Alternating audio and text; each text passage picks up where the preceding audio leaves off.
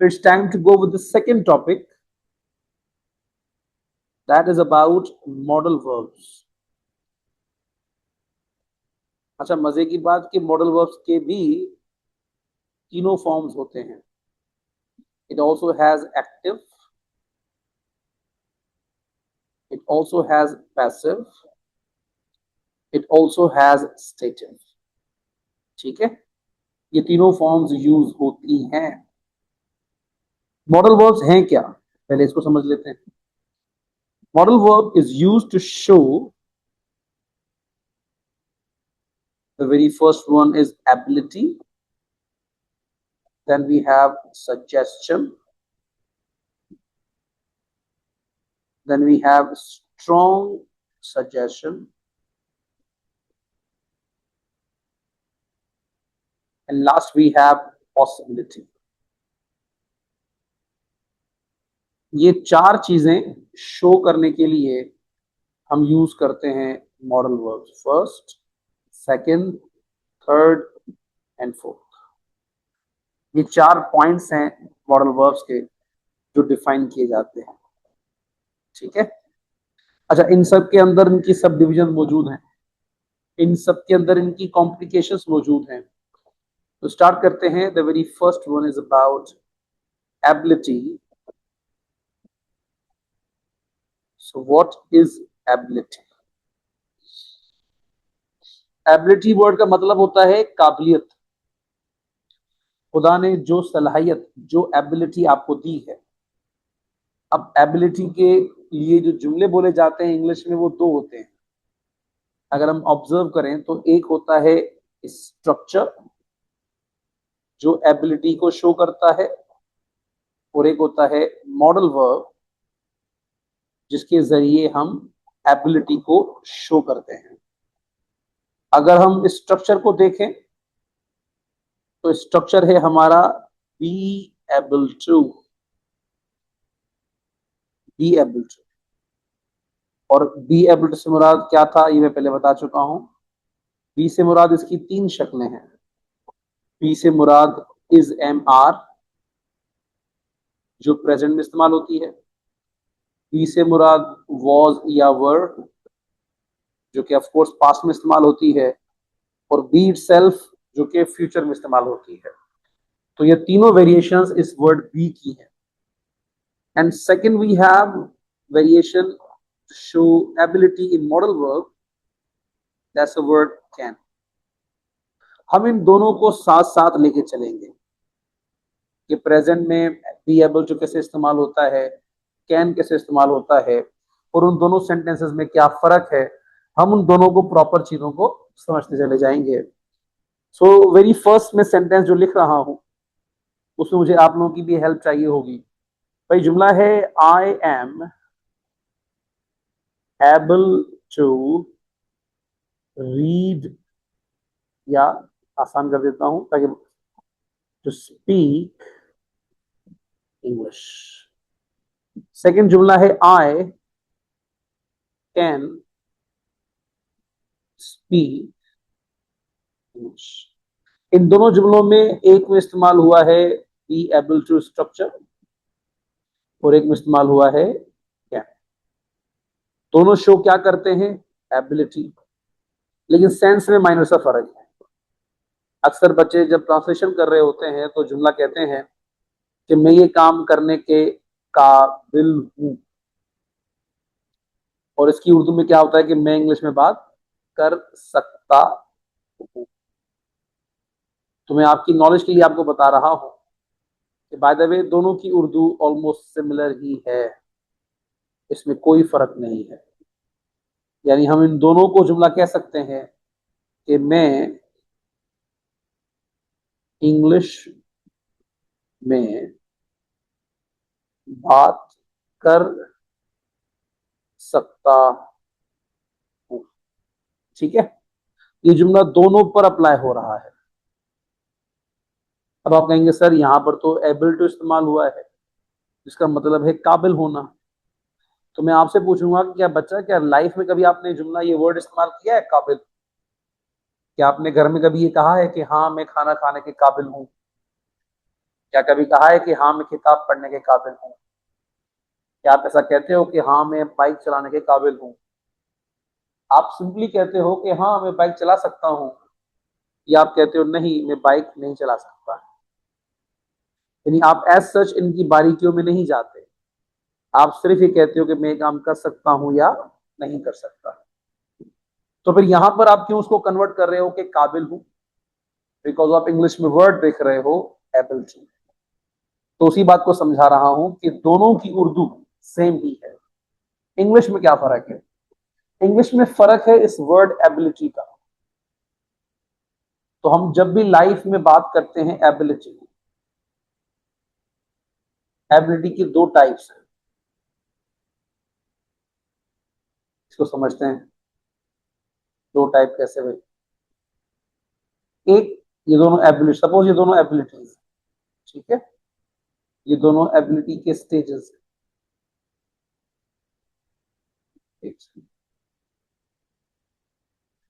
अब अगर कोई ऐसा बच्चा है जो पास्ट में कोई काम कर सकता था और वो काम अपने प्रेजेंट में भी कर रहा है या कर सकता है, so that shows the confidence, that shows कि वो काम उसने पहले भी किया है, अभी भी कर सकता है। यानी पास्ट में भी वो एबिलिटी थी उसके अंदर और प्रेजेंट में भी वही एबिलिटी उसके अंदर है। मिसाल समझ लेते हैं, एक बच्चा है जो गाना गा सकता है, तो वो पिछले महीने भी गाना गा सकता था, अभी भी गाना गा सकता है। तो ये एबिलिटी उसमें पास में भी थी, अभी भी है। इस एबिलिटी को शो करने के लिए वो यूज करेगा word can, because can shows confidence. Can का वर्ड इस्तेमाल होता है कॉन्फिडेंस को डिफाइन करने के लिए, ठीक है। लेकिन जो ये वाली एबिलिटी है दूसरी वाली, इसमें पास्ट में उसको ये काम नहीं आता था, उसने कहीं टाइम लगाया, स्पेस लगाई, टाइम लगाने के बाद अब वो काम कर सकता है, अब उसमें एबिलिटी आ चुकी है। जैसे एक बच्चा है जो इंग्लिश में बात नहीं कर सकता था, उसने कहीं से लैंग्वेज सीखी और वो मुझे कहता है सर अब मैं इंग्लिश में बात कर सकता हूँ, तो इंग्लिश में नहीं कहेगा sir now I can do it, English से sir now I am able to do it. अब यहां पर इस्तेमाल करेगा be able to. Be able to shows उस एबिलिटी के लिए जो अभी तो उसके अंदर है, लेकिन पास्ट में उसके अंदर वो एबिलिटी नहीं थी।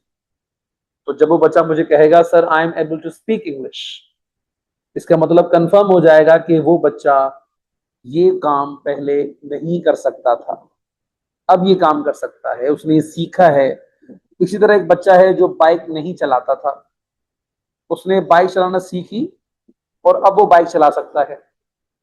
तो जब वो कह रहा है सर अब मैं बाइक चला सकता हूं, तो इंग्लिश में क्या कहेगा? Sir now I am able to ride a bike. लेकिन एक ऐसा बच्चा है जो पास्ट में भी ये काम कर सकता था, अभी भी कर सकता है, that shows the confidence.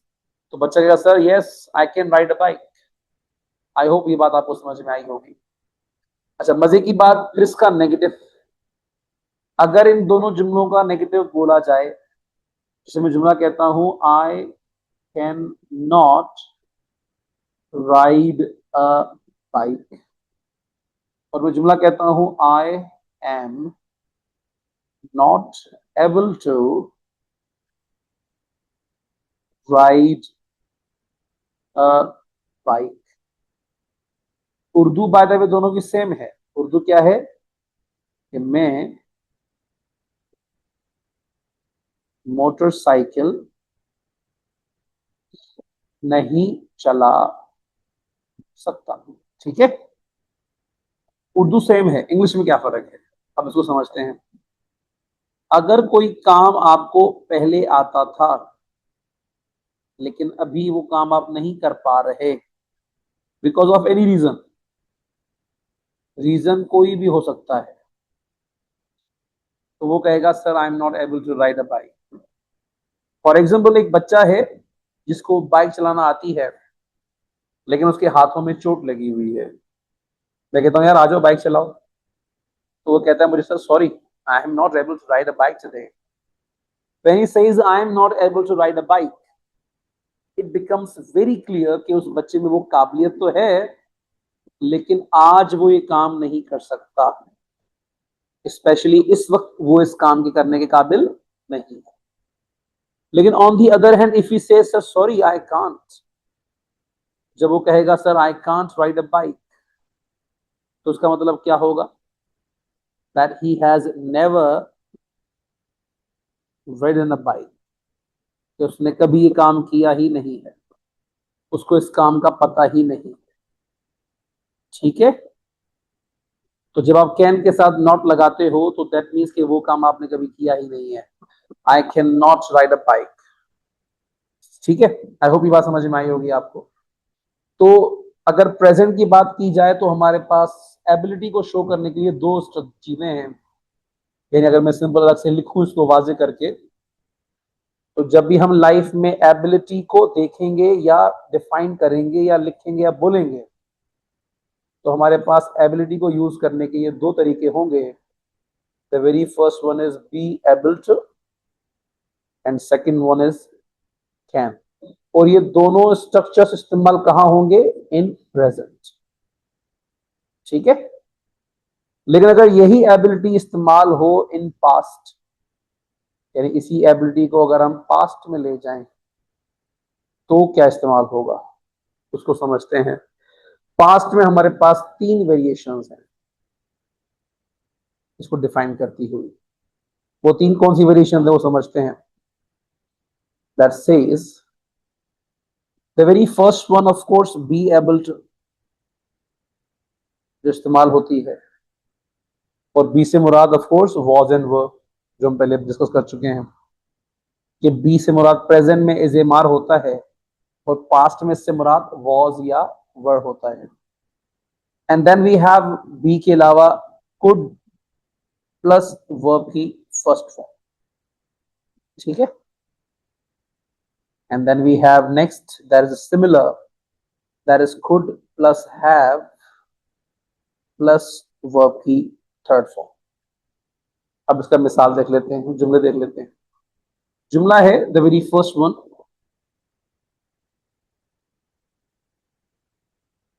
She was able to teach students। ठीक है, she was able to teach students. Second जुमला जो मैं कुड से बना रहा हूं, that is she could teach students. ठीक है, थर्ड जुमला, she could have taught students. ठीक है, ये तीनों जुमले एबिलिटी को ही शो कर रहे हैं। तीनों जुमले पास्ट की एबिलिटी को ही डिफाइन कर रहे हैं। इनकी उर्दू एक ही है कि वो बच्चों को पढ़ा सकती थी। She was able to teach, she could teach, she could have taught. Sense में फर्क है, वही बारीक सा फर्क जो पहले बता चुका हूं मैं। लेकिन ये इसका एक्टिव वॉइस ही चल रहा है। यानी ये जो आपने इससे पहले पढ़ा था प्रेजेंट में ability, it was also about active. जो आप अभी पढ़ रहे हो पास्ट, ये भी आपने भी पढ़ा है एक्टिव। ठीक है, अभी पैसिव में नहीं गया, अभी हम एक्टिव में तीनों चीजें कवर कर रहे हैं, present past and future. So for as its future is concern, future में याद रखिएगा कैन यूज नहीं होता। अगर आप कैन यूज करोगे तो गलत हो जाएगा। फ्यूचर में इस्तेमाल होता है इसका एक और स्ट्रक्चर, वही जो आपने पहले पढ़ा हुआ है, that is be able to. Sentence कैसे बनेगा? सेंटेंस बनता है जैसे ये जुमला लिखा हुआ है, she will be able to speak English after 3 months. After 3 months, she'll be able to speak English. दूसरा जुमला है, he won't be able to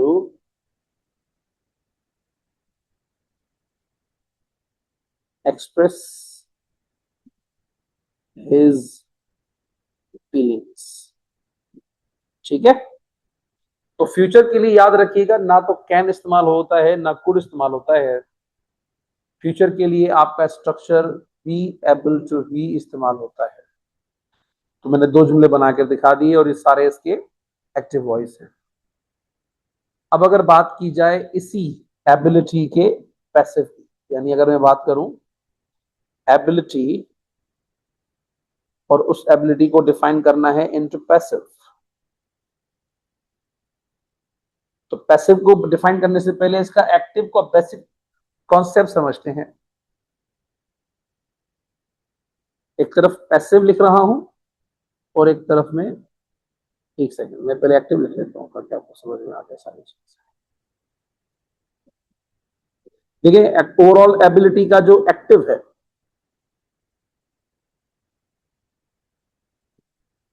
उस एक्टिव का एक बेसिक स्ट्रक्चर है। वो स्ट्रक्चर क्या है कि सबसे पहले इस्तेमाल होगा सब्जेक्ट, उसके बाद मॉडल वर्ब, उसके बाद वर्ब की फर्स्ट फॉर्म एंड देन आ जाएगा ऑब्जेक्ट। और ये स्ट्रक्चर किस चीज का है? ये हमारे पास प्रेजेंट का है।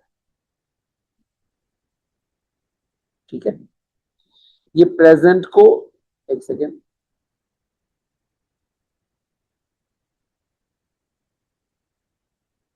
एक सेकेंड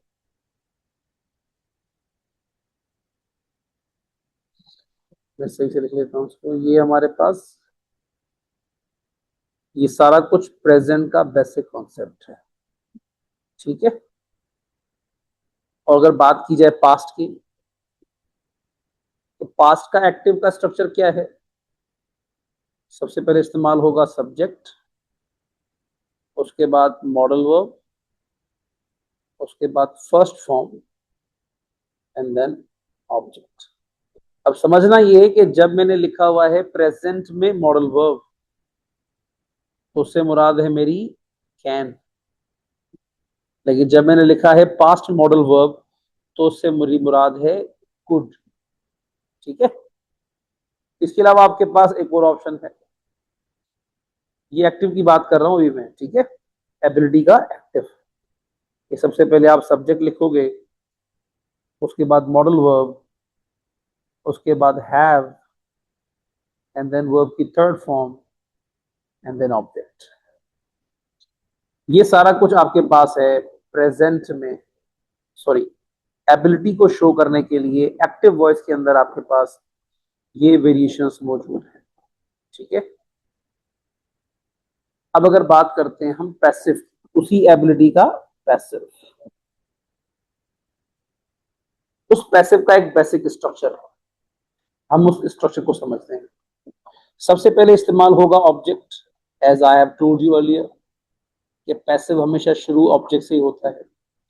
ऑब्जेक्ट के बाद इस्तेमाल होगा उसका मॉडल वर्ब, मॉडल वर्ब के बाद इस्तेमाल होगा बी एंड देन वर्ब की third form and then three dots. यानी हो सकता है जुमला आगे भी चले। So it's about present. क्या फिर इसका पास्ट भी होगा? ऑफ कोर्स यस, यही स्ट्रक्चर पास्ट का भी है। Object plus modal verb plus be plus verb की third form and three dots. अच्छा, पास्ट की क्या दो सेंटेंसेस बन सकते हैं? ऑफ कोर्स यस, पास्ट का सबसे पहले बनेगा ऑब्जेक्ट, उसके बाद मॉडल वर्ब, उसके बाद हैव, उसके बाद बीन एंड देन वर्ब की third form and then three dots. अच्छा, जब मैंने यहां पर लिखा है मॉडल वर्ब, तो उससे मुराद प्रेजेंट में कैन ही है। तो जब मैंने लिखा है पास्ट में मॉडल वर्ब, तो उससे मुराद कुड है। इस तरह सेकंड में जब मैंने लिखा है तब भी इससे मुराद कुड ही है। ठीक है, अब हम इस पैसिव वॉइस के कुछ जुमले देख लेते हैं।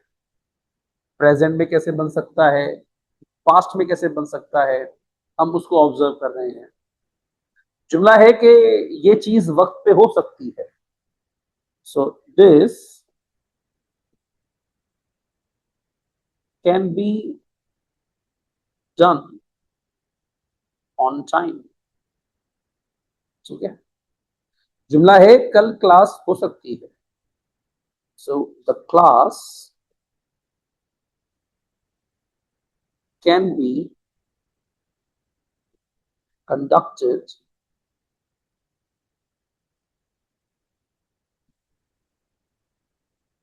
conducted tomorrow। ठीक है, जुमला है कि भाई अली को समझाया जा सकता था। अब मैंने पास यूज किया है कि अली को समझाया जा सकता था, तो जुमला क्या बनेगा? Ali could be guided। इसी जुमले को एक और लिखने का तरीका जो कि सेम ही है, that Ali could have been guided। दोनों जुमले सही हैं। हम जुमला कहते हैं कि यार ये टास्क आज ही हो सकता है, ये टास्क आज ही हो सकता है। So the task can be done today.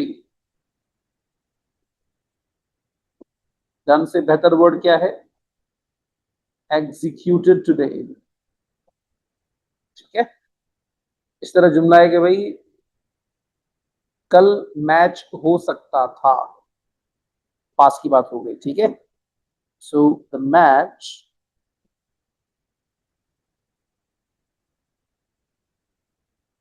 could have been played yesterday। ठीक है, ये प्रेजेंट की एबिलिटी, उसका एक्टिव और उसका पास्ट। फिर प्रेजेंट सॉरी पास्ट की एबिलिटी, उसका एक्टिव, उसका पास्ट। अब मैं आपको दोनों जुमले बना के दिखा रहा हूं, एक एक्टिव और एक पैसिव, ताकि आप उनमें आपस में सिंक और समहाउ डिफरेंस समझ सको। जुमला है police can arrest the criminal। She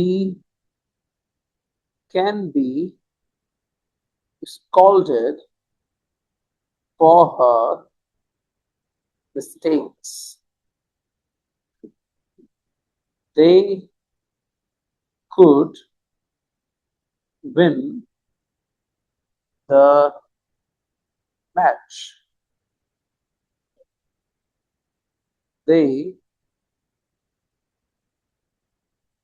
could have been invited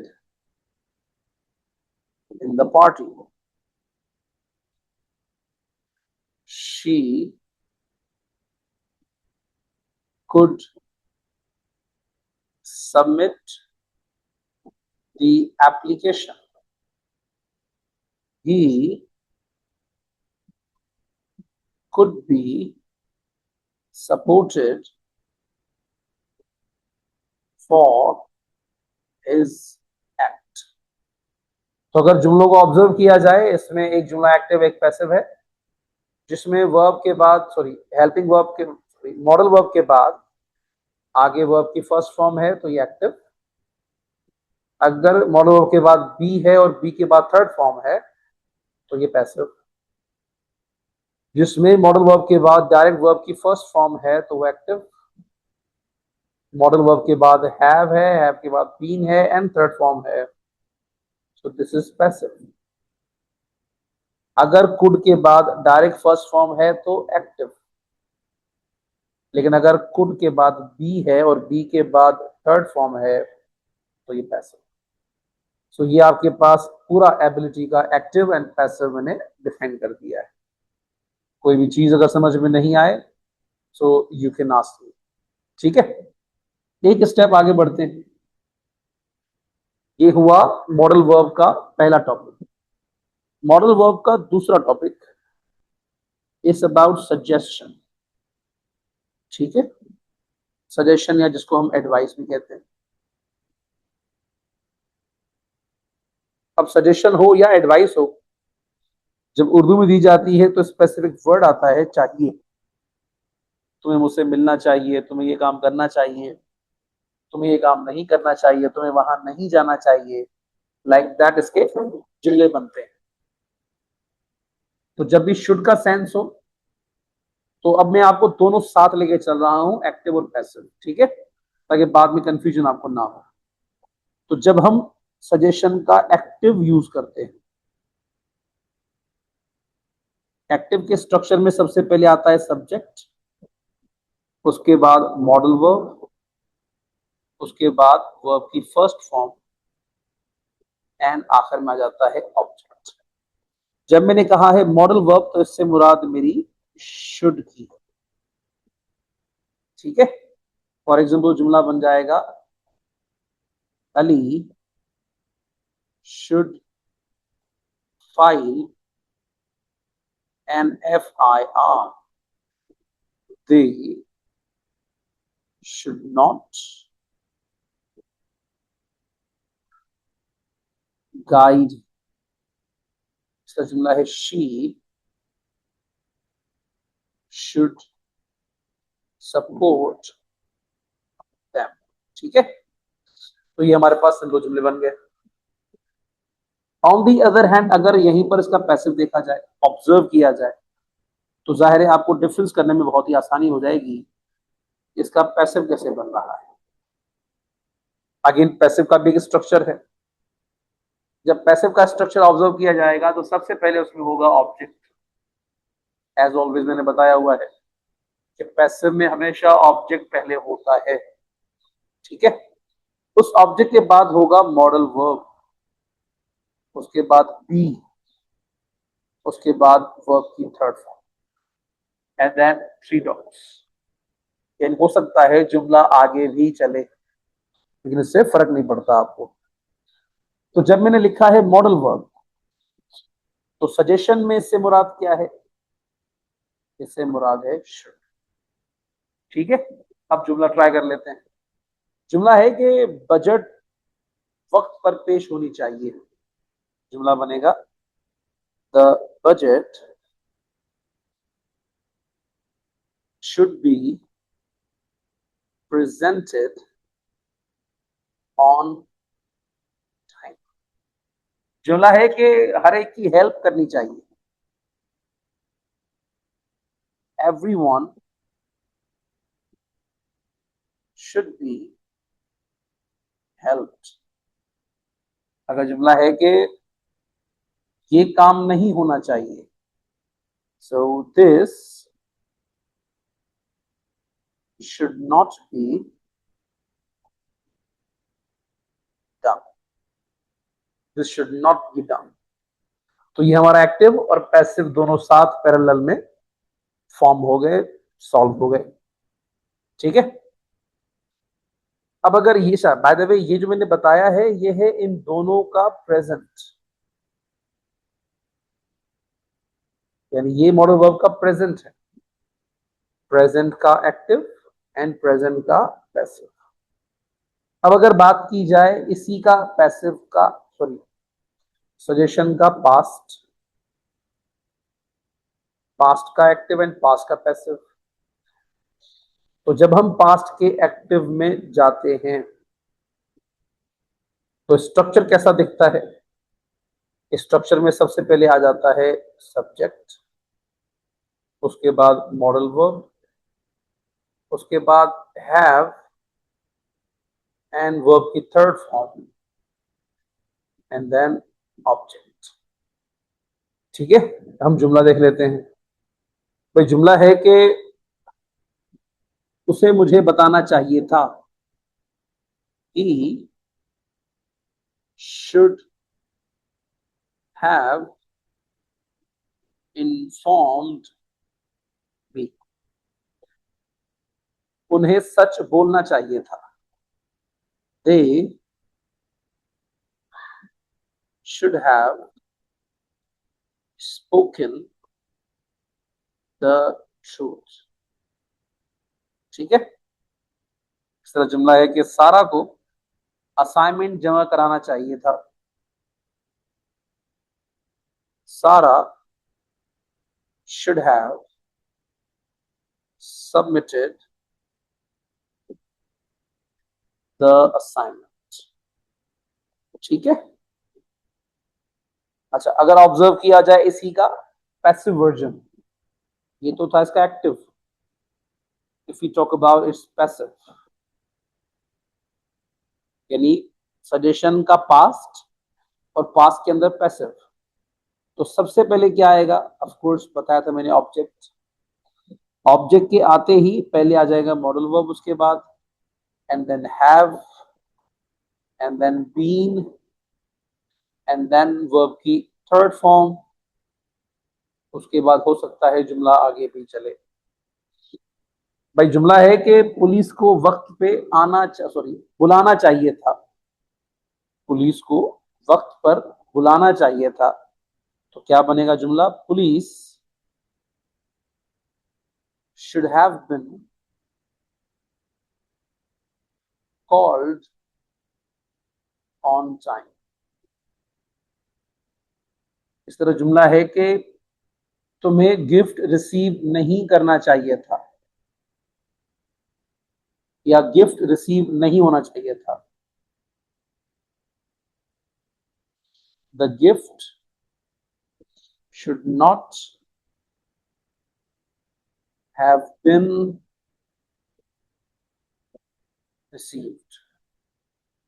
इसी तरह चोरों को पकड़ लेना चाहिए था। The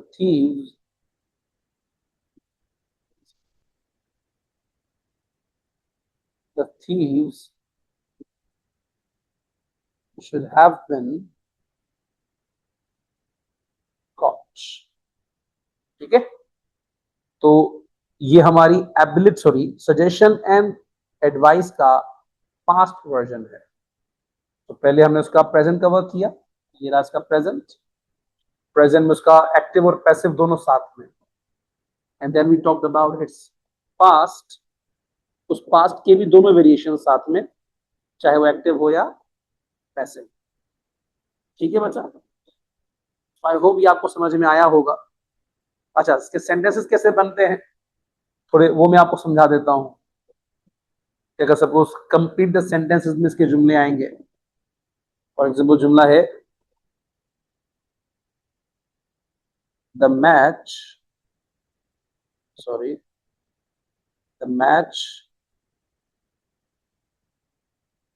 should dash start on time। Sarah cannot scold for this। Ali should have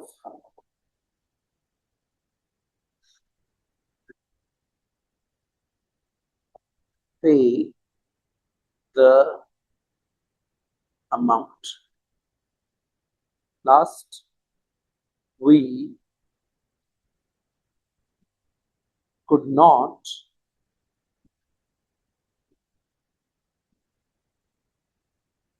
inform him।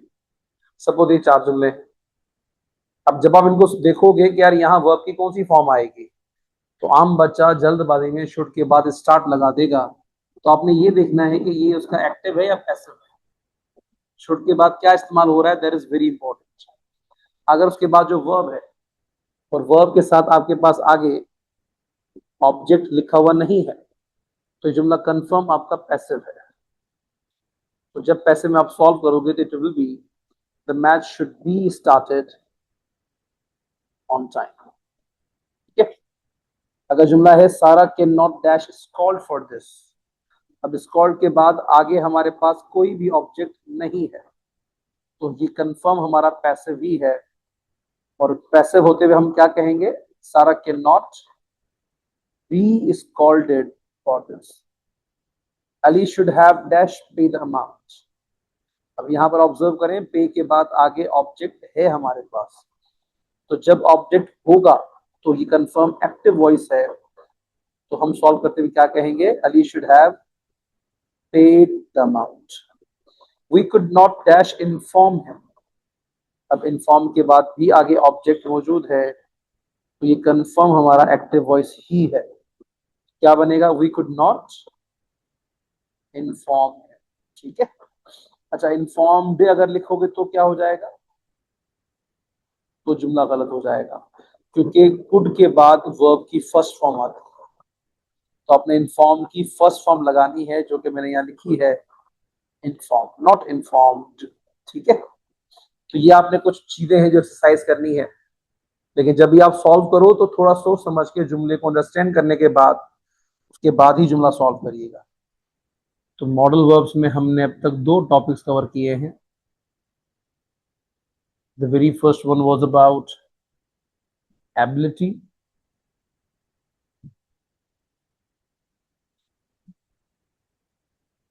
and second we talked about suggestion or advices,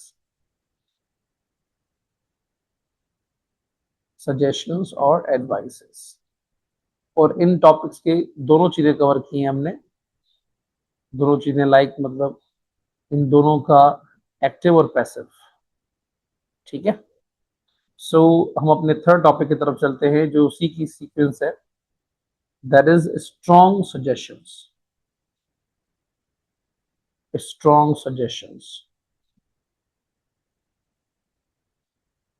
so bye the वे, आपके inter board में मॉडल वर्ब के सवाल में suggestion के word को replace किया गया है विद रिकमेंडेशन। ये दोनों सिमिलर चीजें हैं, इसमें कोई अलग चीज नहीं है। दोनों में जो हम चीज यूज करते हैं या जो वर्ब हम यूज करते हैं, वो वर्ब शुड ही इस्तेमाल होता है, चाहे वो रिकमेंडेशन हो, चाहे वो सजेशन हो, या फिर एडवाइस हो। हम इन तीनों चीजों में शुड का वर्ड ही फॉलो करते हैं। स्ट्रॉन्ग सजेशन का टॉपिक मैं डिस्कस कर रहा हूं, उसको मैं अलग से डिफाइन कर रहा हूं। उसका रीजन बिकॉज थोड़ा सा ये इंपॉर्टेंट टॉपिक है, इसमें कई बच्चों को प्रॉब्लम भी हो जाती है। स्ट्रॉन्ग सजेशन को डिफाइन करने के हमारे पास 2 तरीके हैं या 2 फॉर्मेट्स हैं, लेकिन स्ट्रॉन्ग सजेशन के अलावा इसी में एक और चीज डिफाइन की जाती है थर्ड टॉपिक के अंदर, दैट इज सर्टेनिटी, गुमान करना। अगर आप किसी भी चीज को लेकर सर्टेन हो, आप श्योर हो, आपकी गुमान की चीज चल रही है, तो वो गुमान शो किया जाएगा मॉडल वर्ब के जरिए। अब इसके लिए मॉडल वर्ब कौन सा इस्तेमाल होगा, हमारे पास मॉडल वर्ब है इसके लिए मस्ट। ठीक है। मस्ट वर्ड को हम इस्तेमाल करेंगे to show strong suggestion and certainty. तो पहले हम मस्ट को यूज करते हैं फॉर स्ट्रॉन्ग सजेशन। तो जब भी हम स्ट्रॉन्ग सजेशन शो करेंगे, याद रखिएगा जो बेसिक, अच्छा मैं इसको रिवाइज कर लेता हूं, कि चाहे स्ट्रॉन्ग सजेशन हो या चाहे सर्टेनिटी हो, इन दोनों का स्ट्रक्चर प्रेजेंट में सिमिलर है। यानी मस्ट को जब हम एक्टिव में फॉर्म यूज करेंगे और पैसिव में हम लिखेंगे, चाहे एक्टिव हो या पैसिव हो, एक ही सेंटेंस ये दोनों चीजें एग्जीक्यूट कर सकता है। मिसाल देके समझाता हूं पहले, उसके बाद मैं स्ट्रक्चर पर आ रहा हूं। मिसाल में जुमला लिखता हूं, ही, एक से, हाँ, ही मस्ट ईट अलॉट। अब एक जुमला है, ही मस्ट ईट अलॉट। अब इस जुमले में ये मस्ट जो वर्ड है, ये 2 सेंसेस कन्वे कर रहा है। एक तो जो अभी डिस्कस किया था, स्ट्रॉन्ग सजेशन, कि ये सजेस्ट किया जा रहा है किसी स्लिम और समहाउ पतले बच्चे को कि तुम्हें लाजमी ज्यादा खाना चाहिए। So this shows strong suggestion. लेकिन यही जुमला अगर एक हेल्दी बच्चे को कहा जाए, अगर एक हेल्दी बच्चा है उसको मैं कहता हूं you must eat a lot, तो यहां ये मेरा गुमान है, ये मेरी अजम्पशन है, ये मेरी सर्टेनिटी है, यानी उस चीज के होने में I am somehow certainly doubtful कि वो चीज ऐसी है भी या नहीं। सो सर्टेनिटी जब भी शो की जाएगी या अजम्पशन अज्यूम किया जाएगा, इन दोनों फॉर्म्स के लिए हम मस्ट वर्ड ही इस्तेमाल करेंगे। तो जब मैं किसी हेल्दी बच्चे को देखकर कहता हूं you must eat a lot, तो हेल्दी बच्चे के लिए मैं स्ट्रॉन्ग सजेशन नहीं दे रहा, बल्कि मैं कह रहा हूं तुम ज्यादा खाते होगे या तुम लाजमी ज्यादा खाते होगे। ये दोनों सेंसेस बिल्कुल सही हैं, क्योंकि स्ट्रॉन्ग अजम्पशन भी की जा रही है that you must eat a lot. अब अगर सेंटेंस स्ट्रक्चर की बात करें तो स्ट्रक्चर में याद रखिएगा, स्ट्रक्चर के अंदर हम वही चीजें जो पहले हम पढ़ चुके हैं कि मॉडल वर्ब का जुमला जब भी बोला जाएगा प्रेजेंट के अंदर स्पेशली,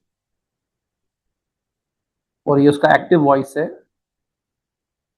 तो सबसे पहले आप इस्तेमाल करोगे सब्जेक्ट। सब्जेक्ट के इस्तेमाल करने के बाद आपने यूज करना है मॉडल वर्ब। और मॉडल वर्ब में इस वक्त किस मॉडल वर्ब की बात कर रहे हैं? हम यूज करेंगे मस्ट। हम मस्ट की बात कर रहे हैं। इस मॉडल वर्ब के बाद हमें यूज करना होगा वर्ब की first form, and then in the last we will have object. तो ये हमारे पास एक बेसिक फॉर्मेट है मॉडल वर्ब की स्ट्रॉन्ग सजेशन या अजम्पशन प्रेजेंट करने के लिए। हम मिसाल देख लेते हैं। If I make a sentence, Ali को लाजमी इंग्लिश सीखनी चाहिए, तो जुमला क्या बन जाएगा? It will be like Ali must learn English. कहीं ना कहीं यहां पर अली को इंग्लिश लाजमी सीखनी चाहिए। अच्छा, फिर आपने एक और वर्ड सुना सुना होगा सेकेंड ईयर के अंदर, प्रोहिबिशन, जो कि इसका नेगेटिव बन जाता है। नेगेटिव में जुमला क्या बन जाएगा? Ali must not learn English.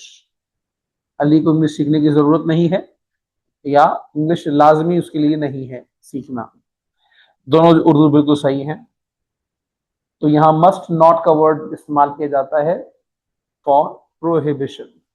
ठीक है, और ये वर्ड आपने इंग्लिश टेक्स्ट बुक में या इंग्लिश मॉडल वर्ब में ऑब्जर्व किया होगा।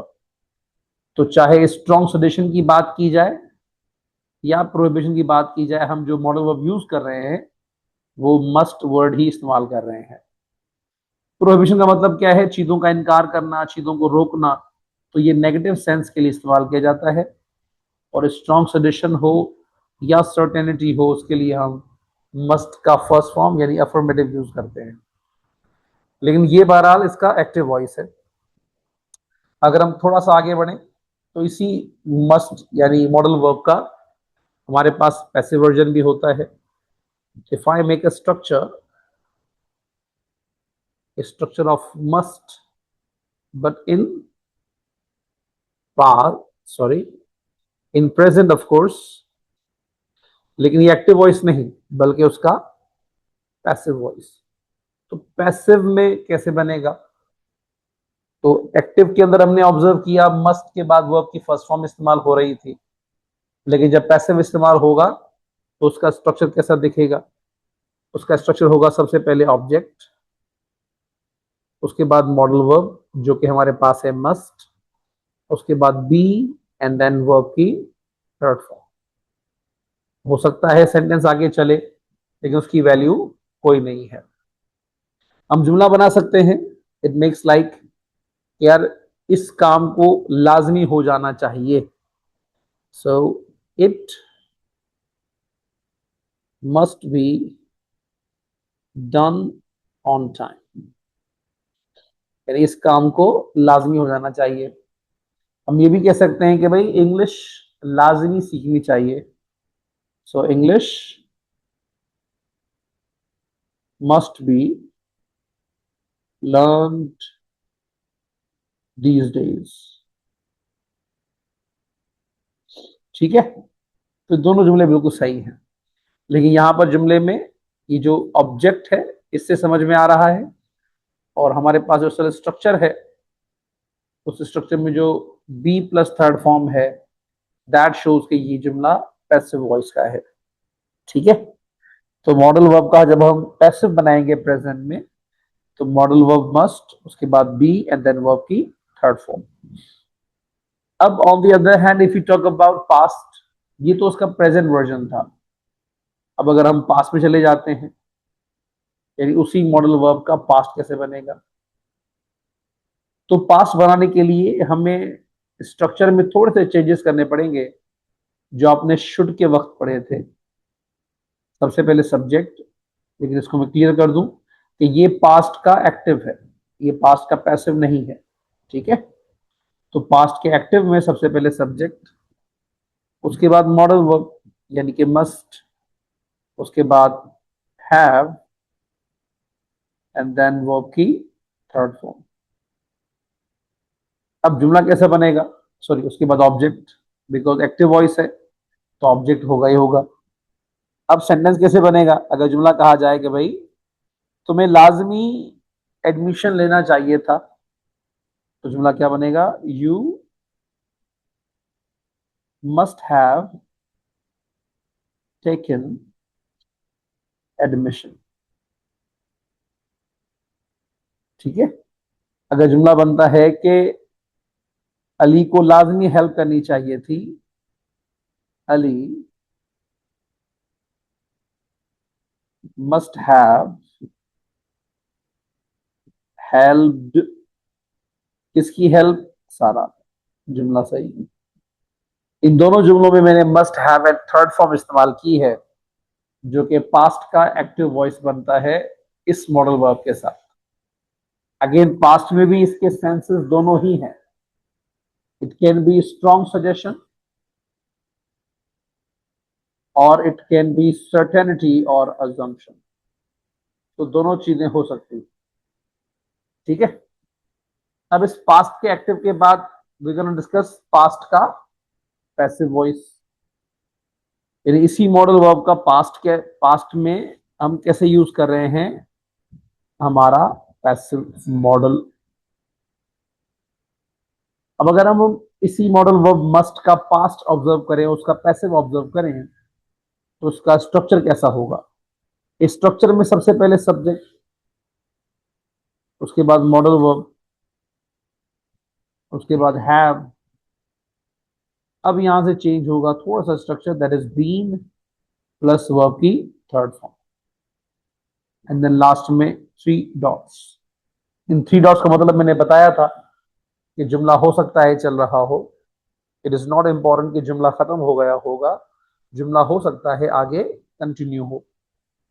जुमला कैसे बनेगा, सेंटेंस कैसे बनेगा, इट विल बी लाइक कि भाई सारा को कॉल लाजमी करनी चाहिए थी, तो सारा must have been informed या must have been invited in the party। ठीक है, अली को सॉरी सारा को लाजमी इनवाइट करना चाहिए था इस पार्टी के लिए। इसी तरह जुमला है कि इंग्लिश पहले ही सीख लेनी चाहिए थी या इंग्लिश लाजमी सीख लेनी चाहिए थी, तो English must have been learned before. ठीक है, तो ये हमारा मॉडल वर्ब मस्ट और उसका पास्ट और उसका पैसिव। अभी मैं यहां पर बात को रोकते हुए कुछ मिसालें दे रहा हूं सेंटेंसेस की, जो कि मैं लिख लूंगा, उसके बाद आपने इसको सॉल्व करना है। सॉल्व करने के बाद मेरी वीडियो को पॉज करके उसके बाद जो मैं आंसर दूंगा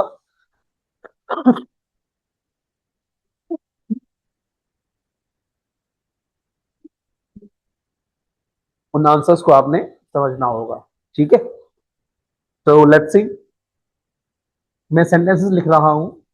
पहला सेंटेंस जिसमें सिर्फ मैंने मस्ट को यूज किया है, मस्ट का एक्टिव यानी मस्ट का प्रेजेंट फिर उसका एक्टिव पैसिव, मस्ट का पास फिर उसका active passive. For example sentence है she must dash inform yesterday. एक सेकेंड,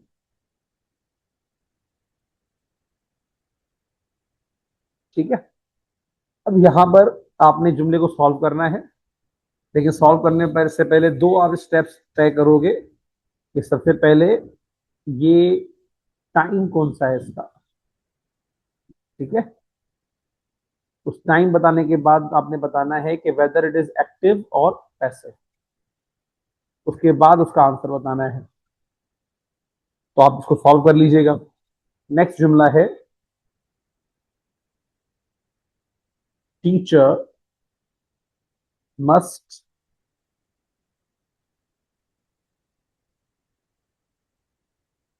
guide the students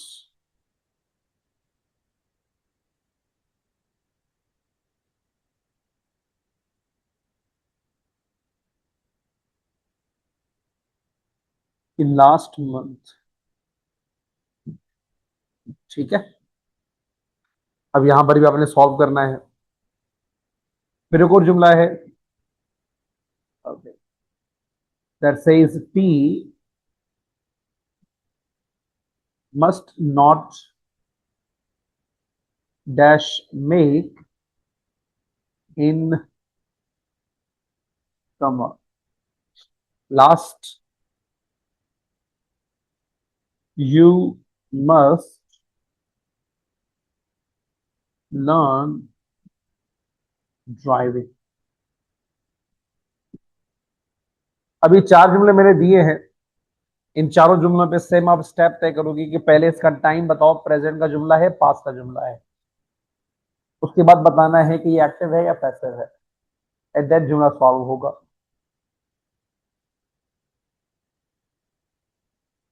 मैं सॉल्व कर लेता हूं। सबसे पहला सेंटेंस है, she must dash inform yesterday. वही रूल जो पहले बताया था कि जब वर्ब के बाद आगे ऑब्जेक्ट ना हो, अगर वर्ब के बाद आगे ऑब्जेक्ट नहीं है तो मतलब ये जुमला हमारा पैसिव वॉइस है। और क्योंकि वर्ड यस्टरडे इस्तेमाल हुआ है तो कंफर्म ये पास्ट की बात हो रही है, और लेकिन पैसिव की बात हो रही है, तो पहले जुमले का आंसर क्या होगा? It will be must have been informed. क्योंकि जुमला पैसिव है तो पैसिव का वर्ड हमने यूज किया बीन, और क्योंकि ये पास्ट का था तो हमने मस्ट हैव बीन इस्तेमाल कर दिया। ठीक है, then we have second sentence. It says teacher must dash guide the students in the last month. अब in the last month show हो रहा है कि ये पास्ट की बात हो रही है, लेकिन गाइड के बाद आगे ऑब्जेक्ट ऑब्जेक्ट भी मौजूद है। तो जब वर्ब के बाद आगे ऑब्जेक्ट मौजूद हो तो ये कंफर्म पैसिव है, सॉरी एक्टिव वॉइस है। जुमला क्या बनेगा एक्टिव होकर? It will B teacher dash sorry teacher must dash guide the students। so teacher must guide the students। so must guide will be the right answer। sorry my mistake, मैंने इसको active में sorry present में solve कर दिया। 2 minute तवज्जो दीजिएगा, it was my mistake. एक second. Okay, तो मैं सेंटेंस को दोबारा सॉल्व कर देता हूं। मैंने इसको प्रेजेंट में कन्वर्ट कर दिया था पहले। सो teacher must dash guide the students in last month. इसमें गाइड के बाद आगे ऑब्जेक्ट मौजूद है स्टूडेंट्स। क्योंकि आगे ऑब्जेक्ट मौजूद है तो ये जुमला कंफर्म हमारा एक्टिव वॉइस का ही होगा। लेकिन ये because in the last month की बात हो रही है तो ये पास्ट की बात हो रही है। ठीक है, जुमले का आंसर क्या बन जाएगा? It will B teacher must have guided the students। तो must have guided is the right answer। Number third, P must not dash make in summer। ये जुमला मैंने समर लिखा था कि गर्मियों में चाय लाजमी या जरूरी नहीं है बनने की। नेगेटिव जुमला है, प्रोहिबिशन शो हो रही है, तो जुमला क्या बनेगा सॉल्व होके? लेकिन सॉल्व होने से पहले देखना है कि क्या जुमला ये पास्ट का है, क्या इसमें कोई भी फ्रेज पास्ट का लिखा हुआ है। तो जब पास्ट का नहीं है तो ये कंफर्म जुमला हमारा प्रेजेंट का ही है। अब उसके बाद सेकंड स्टेप, क्या इसमें वर्ब के बाद आगे ऑब्जेक्ट है? Make a call, make make tea के आगे कुछ लिखा हुआ है? आगे क्योंकि ऑब्जेक्ट नहीं है तो ये कंफर्म हमारा पैसिव है। जब आप सॉल्व करोगे जुमला क्या बन जाएगा, it will B he must not be made during summer। ठीक है। Number 5, number 4, you must dash learn driving. अब इसमें ऑब्जर्व करें कि क्या कोई पास्ट का टेंस लिखा हुआ है, तो पास्ट का टेंस नहीं होगा तो मतलब ये जुमला प्रेजेंट का है।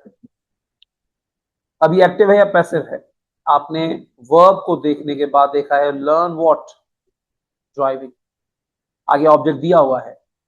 अब आगे ऑब्जेक्ट है तो मतलब ये जुमला हमारा एक्टिव वॉइस का है। जुमला सॉल्व होकर क्या बन जाएगा, मस्ट लर्न। अच्छा, लर्न की फर्स्ट फॉर्म क्यों लिखी मैंने, सेकंड थर्ड क्यों नहीं लिखी, क्योंकि मस्ट के बाद प्रेजेंट में फर्स्ट फॉर्म आती है। ठीक है। इस तरह की और शीट्स इंशाल्लाह आपको मिल जाएंगी जो आपने सॉल्व करनी है, लेकिन सॉल्व करने के बाद अपने आप से जरूर पूछना है कि आपकी कितनी ग्रोथ हुई है, आपको टॉपिक समझ में आया है नहीं आया है, कहाँ कंफ्यूजन हो रही है। So you have to be clear about it. ठीक है। तो ब्रीफ में समरी बना देता हूं। तो हमने मस्ट वर्ड का दोनों चीजें कवर कर ली, इसका प्रेजेंट और इसका पास्ट। इस प्रेजेंट पास्ट की दोनों वेरिएशंस कवर कर ली हमने, उनका एक्टिव और उनका पैसिव। इसी तरह पास्ट की भी दो वेरिएशंस थी, पास्ट का भी एक्टिव था एंड पास्ट का भी पैसिव था। ठीक है। तो ये मस्ट का टॉपिक हमारा होता है खत्म। Moving on, the fourth topic of modal verb, that is possibility, जिसको हम प्रोबेबिलिटी भी कहते हैं, प्रोबेबिलिटी भी कहता है। ठीक है। लेकिन सिंपल फॉर्म में इसको पॉसिबिलिटी ही कहा जाता है। व्हाट इज पॉसिबिलिटी, चीजों के होने के चांसेस या मुमकिनात। ये चीज हो भी सकती है या ये चीज नहीं भी हो सकती। तो हम जब पॉसिबिलिटी शो करते हैं अपनी, उसको शो करते हैं दो वर्ड्स के साथ। ठीक है। अब दो वर्ड्स कौन से हैं वो, एक वर्ड है हमारा मे और एक वर्ड है माइट। मजे की बात, इन दोनों वर्ड्स का प्रेजेंट और पास्ट दोनों मौजूद है, यानी इसका प्रेजेंट भी हो सकता है और उसका पास्ट भी हो सकता है। प्रेजेंट के अंदर इसकी दो वेरिएशन हो सकती हैं, इसका एक्टिव भी हो सकता है, इसका पैसिव भी हो सकता है। सेम पास्ट की भी दो वेरिएशंस, वही पास्ट का एक्टिव भी हो सकता है और पास्ट का पैसिव भी हो सकता है। ठीक है। तो सबसे पहले हम पॉसिबिलिटी में प्रेजेंट के अंदर एक्टिव को हम ऑब्जर्व करके समझते हैं कि व्हाट इज एक्टिव वॉइस। ठीक है।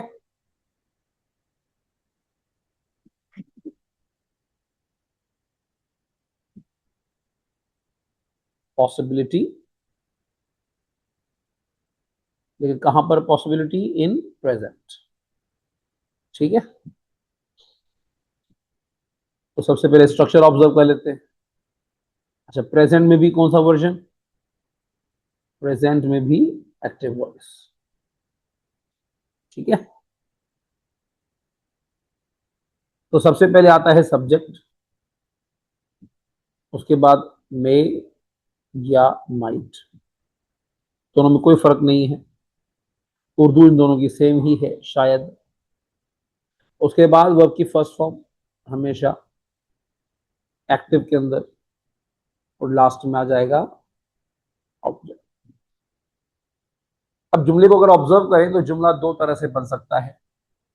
जुमला यह भी हो सकता है she might submit it tomorrow, ये जुमला बन सकता है हमारा। और ये भी बन सकता है she may go to home, ये भी बन सकता है लेकिन भाई बच्चों के माइंड में सवाल आता है कि फर्क क्या है, चाहे माइट यूज किया जाए चाहे मे यूज किया जाए, दोनों में बेसिक कॉन्सेप्ट का फर्क क्या है। तो याद रखिएगा, जब भी होने की पॉसिबिलिटीज, होने के चांसेस कम होंगे, हम माइट का वर्ड इस्तेमाल करेंगे टू शो लेस पॉसिबिलिटीज। लेकिन अगर होने के चांसेस ज्यादा हैं, इट्स लाइक 50%, तो वो चांसेस भी हम नहीं बतानी है कि भाई यहां पर मे का वर्ड इस्तेमाल होगा, बिकॉज चांसेस बहुत ज्यादा हैं। ठीक है, लेकिन ये इसका एक्टिव फॉर्म है, इसमें पैसिव इस्तेमाल अभी तक नहीं हुआ है। आपने बचपन में जुमला सुना होगा, इट माइट रेन टुडे। इसकी उर्दू क्या है भाई, कि आज शायद बारिश होगी। चांसेस ज्यादा हैं या कम हैं, आप इस वर्ड से अंदाजा लगा सकते हो। अगर इन्होंने माइट की जगह पर मे का वर्ड इस्तेमाल किया होता, ऑटोमेटिकली रेन के चांसेस बढ़ जाते, ग्रो हो जाते। तो चाहे मे हो या माइट हो, दोनों प्रेजेंट में इस्तेमाल होते हैं और दोनों पॉसिबिलिटीज को ही डिफाइन करते हैं। ठीक है, लेकिन ऑन दी अदर हैंड अगर हम इसी प्रेजेंट का पैसिव ऑब्जर्व करें, यानी ये प्रेजेंट का एक्टिव फॉर्म था और ये इसका पैसिव फॉर्म। पैसिव में सामने क्यों लिख रहा हूं, ताकि दोनों को आप इजीली कंपेयर कर सको कि आखिर उनका पोटेंशियल क्या है, आखिर वो कैसे यूज किए जाते हैं। ठीक है, तो पॉसिबिलिटी का प्रेजेंट में पैसिव कैसे बनता है, सबसे पहले उसमें इस्तेमाल होता है सब्जेक्ट, उसके बाद में इस्तेमाल करो या माइट यूज करो, जो आपको सही लगे। उसके बाद वर्ब की first form, sorry my mistake, उसके बाद बी, एंड देन वर्ब की थर्ड फॉर्म। हमने हम इस बात को जानते हैं कि जब भी पैसिव की बात की जाती है तो वर्ब की थर्ड फॉर्म ही एग्जीक्यूट की जाती है।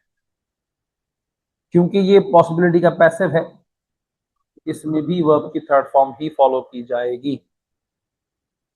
अब उसके बाद उसका जुमला कैसे बनेगा, सेंटेंस बन सकता है जैसे कि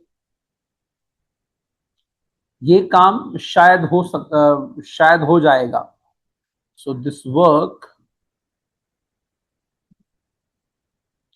अब शायद का वर्ड इस्तेमाल हुआ है, this work may complete after a week. This work be completed. This work may be completed after a week. ये काम एक हफ्ते के बाद मुकम्मल हो सकता है। So B plus third form is the basic structure. अगर हम जाएं जुमला एक और बना सकते हैं कि इंग्लिश का कोर्स शायद 2 महीने में होगा। So English course might be completed, might be completed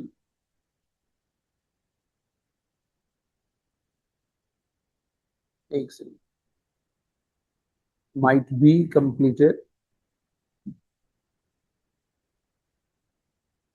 in next year या in the next year। ठीक है, English course might be completed in the next year.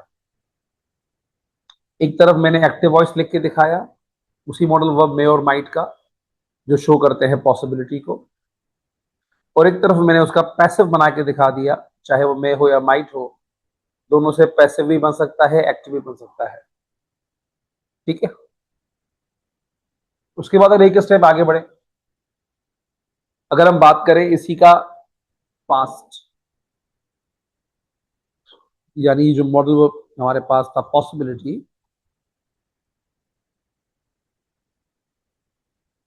इसी पॉसिबिलिटी का पास्ट कैसे बनेगा।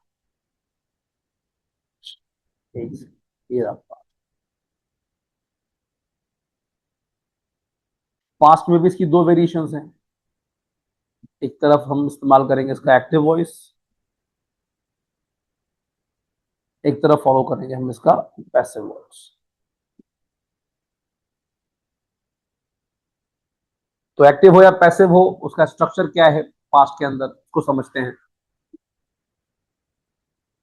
अगर पॉसिबिलिटी पास्ट में शो हो रही है एक्टिव के अंदर, तो सबसे पहले सब्जेक्ट, उसके बाद मॉडल वर्ब यानी कि मे या माइट, उसके बाद हैव एंड वर्ब की third form, and then object. जुमला बन जाएगा जैसे कल शायद बारिश हुई थी। इंग्लिश, इट माइट हैव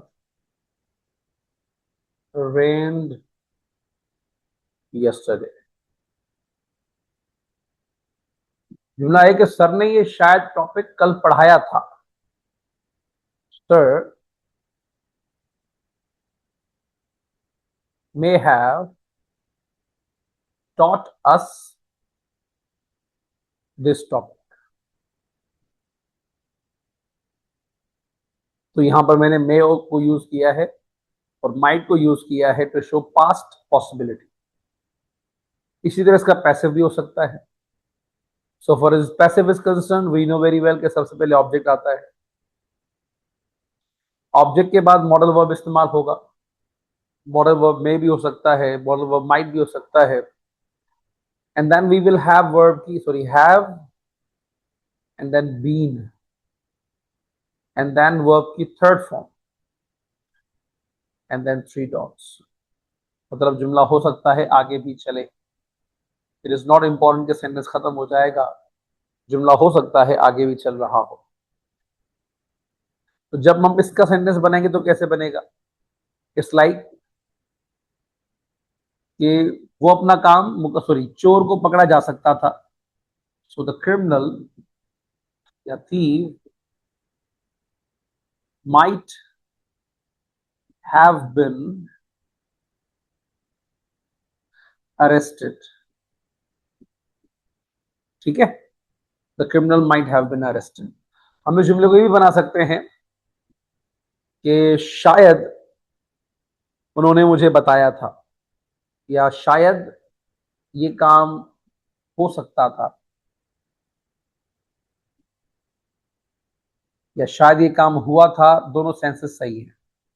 इसमें जुमला बनाता हूं कि शायद मोबाइल खरीदा गया था या चोरी हो गया था। शायद मोबाइल चोरी हुआ था। So the phone may have been snatched. कि मोबाइल शायद चोरी हुआ था।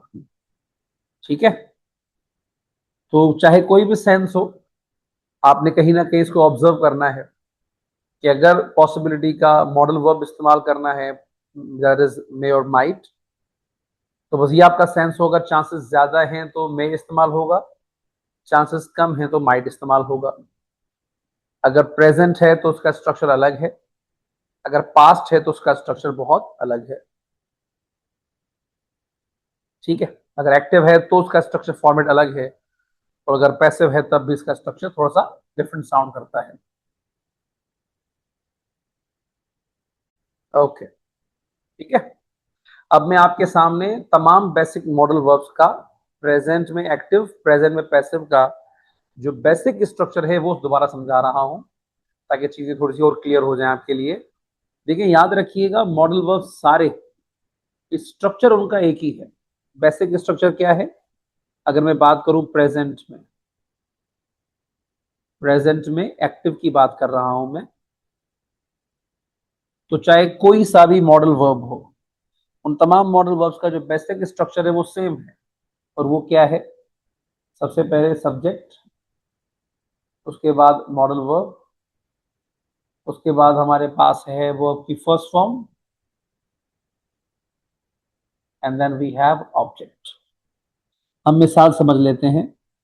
अगर मैं जुमला बनाता हूं कि वो ये काम कर सकता है, तो अब से ही कैन डू अब ये हो गई इसकी ability, because this is the word can shows ability.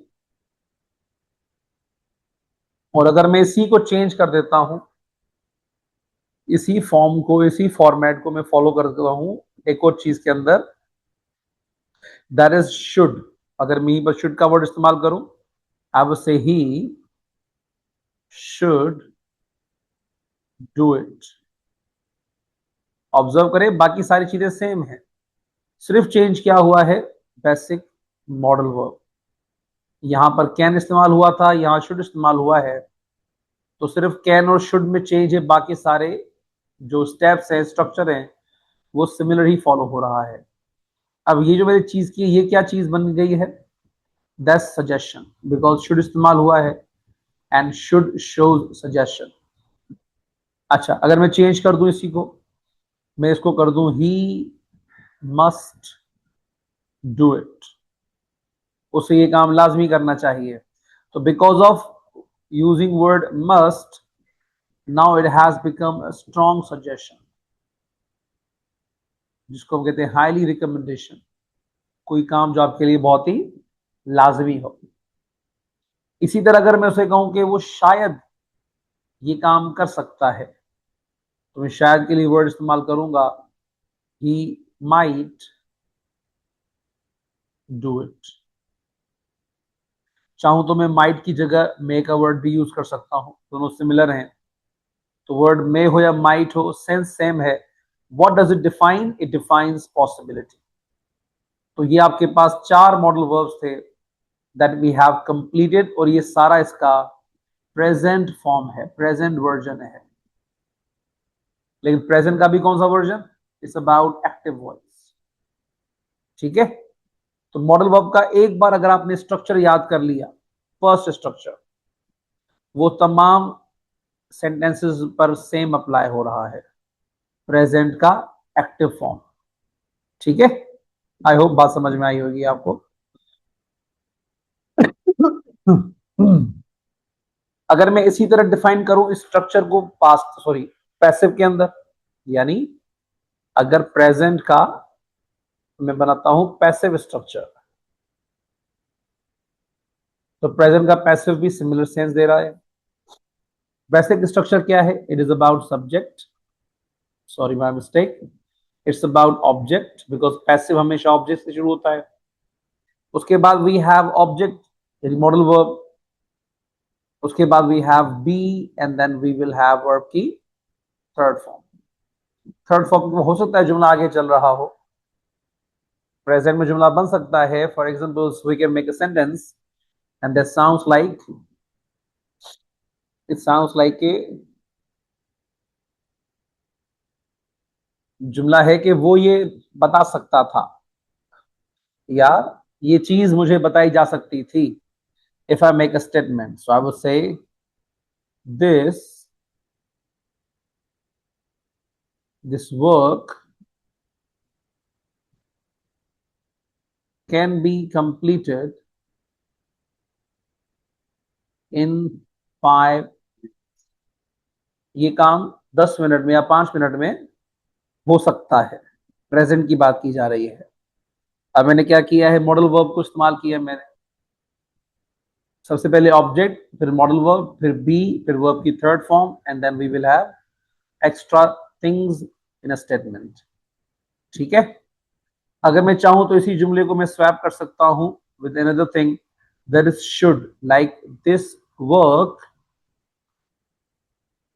should be completed in 5 minutes।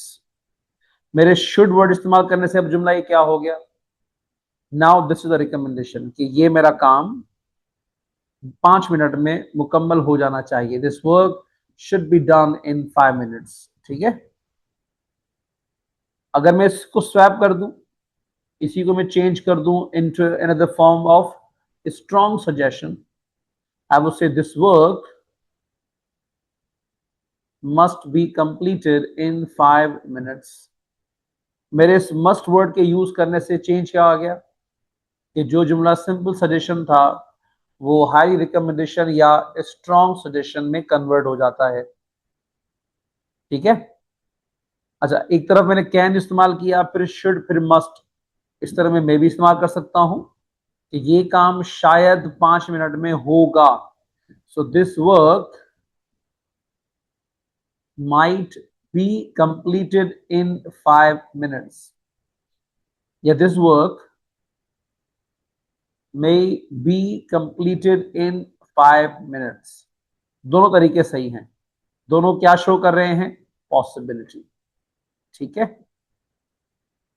I hope ये समझ में आया होगा। तो मॉडल वर्ब के मामले में आपने एक बार स्ट्रक्चर को याद करना है, आपका पूरा सेंस कवर हो जाएगा। चारों मॉडल वर्ब्स उसी पैटर्न के अंदर ही आ जाते हैं। ठीक है, तो ये आपका ये बेसिक कॉन्सेप्ट है प्रेजेंट पैसिव, जो तमाम मॉडल वर्ब्स पे अप्लाई हो रहा है। अच्छा, उसके बाद अगर हम बात करें, अब तक जो चीजें हमने कवर की हैं मॉडल वर्ब्स की, वो दो चीजें कवर की हैं।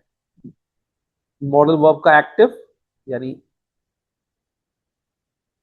मॉडल वर्ब, सबसे पहले उसका टाइम डिस्कस किया है हमने। It can be in present और इन पास्ट। ठीक है, एक सेकेंड। उसी के बाद हमने उसको डिस्कस किया है उनका एक्टिव और उनका पैसिव। लेकिन हमने एक चीज थोड़ी सी मिस कर दी है, दैट वाज स्टेटिव। वो बेसिक एक चीज मैं आपको समझा दूंगा जो आप सब पर अप्लाई कर दोगे और वो एप्लीकेबल हो जाएगी। मैं इसकी मिसाल लेके समझाता हूं। ओके, स्टेटिव को डिस्कस कर रहे हैं, तो स्टेटिव का जो बेसिक स्ट्रक्चर था जो मैंने शुरू में आपको बताया था, वो फॉलो किया जाएगा। सबसे पहले सब्जेक्ट, उसके बाद मॉडल वर्ब, उसके बाद stative verbs that is be और हैव, उसके बाद नाउन और एडजेक्टिव। ठीक है, ये बेसिक फॉर्म में यूज किए जाते हैं। अब इसका सेंटेंसेस देख लेते हैं। अगर मैं जुमला बनाता हूं कि उसे बुखार हो सकता है, सो ही कैन हैव फीवर। अगर जुमला कहूंगे वो बीमार हो सकता है, साहब उससे ही कैन बी इल। अगर जुमला है कि उसे बुखार होना चाहिए या उसे तो इस वक्त घर पे होना चाहिए, जुमला है she should be at home now. ठीक है, शुड बी एट होम इस्तेमाल हुआ। इस तरह जुमला है कि उसे लाजमी प्लेयर होना चाहिए, सो ही, एक सेकेंड, नहीं, like she must be a player. जुमला है कि शायद, शायद वो एक डॉक्टर होगा, या आपने अज्यूम किया है कि वो शायद एक डॉक्टर होगा, तो आपने कहा ही या दे, या वो ज्यादा होंगे, चलो दे कर लेते हैं, दे माइट बी डॉक्टर्स। तो ये कंडीशन सारी की सारी हालत की है, और हालत जब भी इस्तेमाल की जाएगी, चाहे कोई मॉडल वर्ब हो, स्ट्रक्चर यही इस्तेमाल होगा। ठीक है, अब इसके सेंटेंस में दे रहा हूं मिक्स करके, लेकिन वही दो तीन जुमले दूंगा ताकि आपको समझा सकूं, और बाकी आपको जो शीट मिलेगी सॉल्व करने के लिए वो आप वहां पर सॉल्व कर लीजिएगा। ठीक है, फर्स्ट सेंटेंस हमारा है that we are going to try, she dash not be a wise person. और आपने इसको शो करना है इनटू एबिलिटी। अब ये जुमला एबिलिटी में सॉल्व होगा, और जहां हमने बी को इस्तेमाल करना है। इसी तरह एक और सेंटेंस है, you dash not support him. इसको कन्वर्ट करना है आपने रिकमेंडेशन में।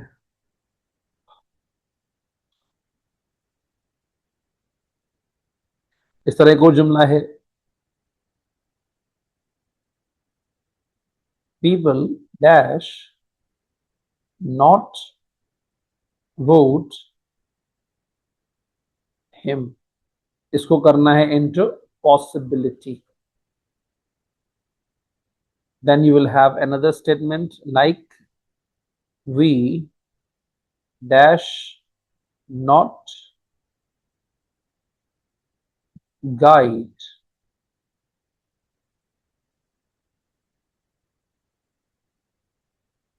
okay dash guide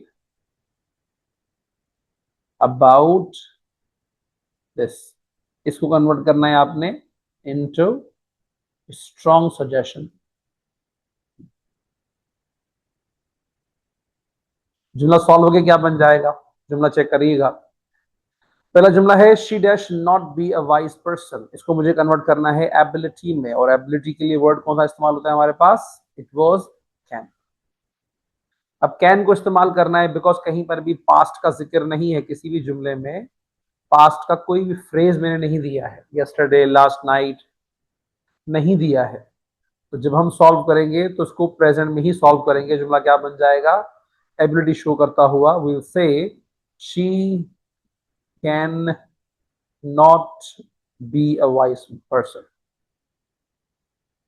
बी से मुराद यहां पर क्या था, बी से मुराद यहां पर हालत थी, तो हालत हमने शो कर दी। You dash not support him, इसको बनाना है रिकमेंडेशन। अब सपोर्ट के बाद आगे ऑब्जेक्ट मौजूद है, तो मतलब ये एक्टिव वॉइस इस्तेमाल होगा। फॉर रिकमेंडेशन हमारे पास कौन सा वर्ड है, दैट इज शुड। तो हम कहेंगे you should not support him. आपका जुमला solve. Next, people dash not vote him. इसको बनाना है पॉसिबिलिटी। पॉसिबिलिटी के लिए दो लफ्ज हैं, मे भी और माइट, दोनों इस्तेमाल हो सकते हैं। आपने सपोज मे का इस्तेमाल किया तो जुमला क्या बन जाएगा, people may not vote him. We dash not guide about this. इसको बनाना है स्ट्रॉन्ग सजेशन। पहले समझना है क्या ये एक्टिव है या पैसिव है। वर्ब के बाद क्या आगे ऑब्जेक्ट है, गाइड किसको किया जा रहा है नहीं बताया जा रहा। तो बिकॉज आगे ऑब्जेक्ट नहीं है, देयर इज नो ऑब्जेक्ट, तो मतलब वी इटसेल्फ ऑब्जेक्ट ही है। तो ये जुमला पूरा का पूरा हम कन्वर्ट करेंगे इनटू पैसिव वॉइस। जुमला क्या बनेगा, स्ट्रॉन्ग से शो करता हुआ that we must not be guided। we must not be guided। ठीक है, आई होप ये आपको समझ में आया होगा। इसकी जो फर्दर एक्सरसाइजेज हैं वो आपको मिल जाएंगी शीट में, जहां पर आप इनको फॉलो करके इनको सॉल्व कर सकते हैं। ठीक है बच्चा।